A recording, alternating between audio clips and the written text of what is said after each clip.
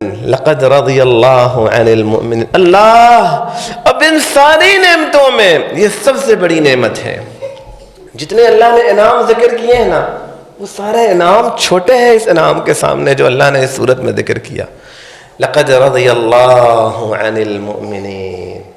اللہ فرماتے ہیں اللہ راضی ہو گئے ایمان والوں سے، ان صحابہ سے اللہ راضی ہو گئے. جنتی جب جنت میں جائیں گے نا، اب جنت میں جب وہ جائیں گے تو انہیں پھر سوچیں کہ کون کون سی نعمتیں اللہ نے دی ہوں گی. ہر ان کی خواہش، ہر نعمت اللہ انہیں جنت میں دے گا.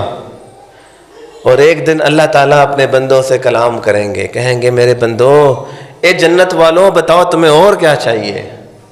وہ کہیں گے اے اللہ ہمیں اب اور کیا چاہیے، تو نے ہمارے گناہوں پہ پردہ ڈال کے ہمیں معاف فرمایا، تو نے ہمارا حساب آسان کر دیا، تو نے ترازوں میں ہمارے نعمال باری کر دیے، تو نے ہمیں پرصراط سے گزار دیا، تو نے جنت کے دروازے ہمارے لیے کھول دیے، جہنم کے آگ سے ہمیں بچا دیا، جنت کی تمام نعمتیں تو نے ہمیں دے دیے. اے اللہ اب کیا رہ گیا ہے؟ اے اللہ تو نے تو سب کچھ ہی دے دیا. اللہ فرمائیں گے نہیں، اب ایک نعمت ہے، ایک ایسی نعمت جو ان تمام نعمتوں سے خاص ہے. احل علیکم رضوانی فلا اسخط علیکم بعدہ ابدا. آج سے میں تم سے راضی ہو گیا ہوں، آج کے بعد میں نے تم سے ناراض نہیں ہونا. اللہ کے رسول فرماتے ہیں کہ اس نعمت سے تو کوئی بڑی نعمت تھی ہی نہیں. یہ تو وہ نعمت ہے جو تمام جنت کی نعمتوں سے زیادہ قیمتی نعمت ہے. اور یہی نعمت اللہ نے صحابہ کے بارے میں دنیا میں اعلان کر دیا اور فرما دیا لقد رضی اللہ عن المؤمنین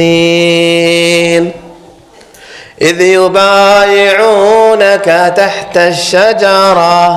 اللہ کے رسول نے عثمان رضی اللہ عنہ کو بھیجا کہ جائیں اور ان سے بات کر کے آئیں.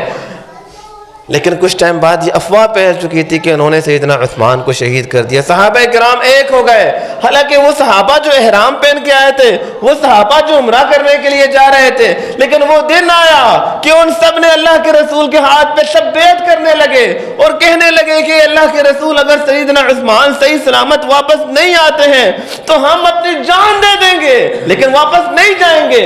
ہماری جان قربان ہو جائے، ہم اپنی زندگیاں قربان کر دیں گے، لیکن ہم جنگ سے پیچھے نہیں ہٹنے والے، ہم ہار نہیں مانیں گے. اللہ نے جب ان کے یہ ارادے دیکھے، یہ ان کے ساتھ شفاف دل دیکھے، یہ مضبوط عزائم دیکھے، تو اللہ نے کہہ دیا کہ میں نے ان بندوں سے میں اب راضی ہو گیا ہوں، اب یہ بندے میرے خاص بندے ہیں. فَعَلِمَ مَا فِي قُلُوبِهِمْ. اللہ نے جانچ لیا کہ ان کے دلوں میں واقعی میں ایمان ہے.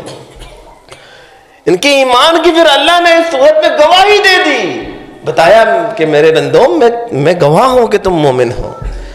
اور جن کے ایمان کی گواہی میرا اللہ دے، بھلا ان کے ایمان میں کوئی کمی ہو سکتی ہے؟